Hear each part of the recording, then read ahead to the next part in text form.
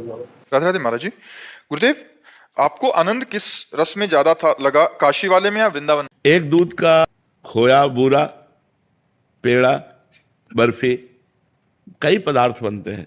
उसका स्वाद अलग अलग होता है, लेकिन होता तो मेन पॉइंट दूध ही है। चाहे शिव का हो चाहे श्याम का हो, वो ब्रह्म तो एक ही है ना। उसका रसास्वादन अलग है। नहीं, दूध की बर्फी का और खोया को चीनी से बोर करके ऐसे पाना, और पेड़े अलग अलग उसके कई पदार्थ बनते हैं, तो स्वाद विशेष बदल सकता है, लेकिन तत्व तो वही रहता है ना, दूध ही। ऐसे ही परमात्मा एक है, चाहे राम कहो चाहे श्याम कहो चाहे शिव कहो चाहे दुर्गा कहो चाहे जो भी कहो, परमात्मा एक है। उसका जैसे नाम कीर्तन कर रहे हैं, इसका स्वाद अलग है। ध्यानस्थ होकर मंत्र जप रहे हैं, इसका स्वाद अलग है उसी परमात्मा का। उसकी कथा सुन रहे हैं, उसका स्वाद अलग है। उसकी सेवा कर रहे हैं, उसका स्वाद अलग है। उनके सामने हम नाच रहे हैं, उसका स्वाद अलग है। लेकिन है वो सब परमानंद भगवान का ही स्वाद। अब भगवान शिव का जो स्वरूप है और भगवान श्याम सुंदर का जो स्वरूप है, तत्व तो एक है, लेकिन दोनों का अलग है।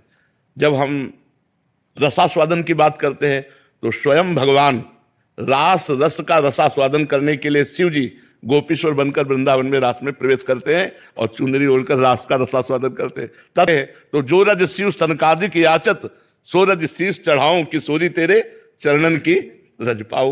में तत्व तो एक है, रसास्वादन अलग अलग है। अब जैसे श्याम लीला और रामलीला, बड़ा अंतर है, बड़ा अंतर है।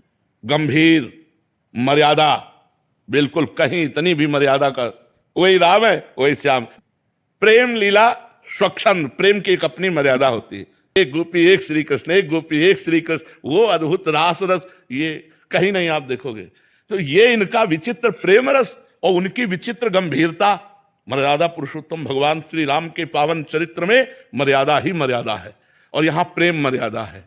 तो तत्व एक है। जब लीला की तरफ देखो तो अलग अलग स्वाद है। वही परमात्मा राम बनाए, वही श्याम बनाए, वही शिव बनाए, वही दुर्गा बनाए, वही काली बनाए, वही सब रूपों में है, उसके सिवा कोई नहीं है।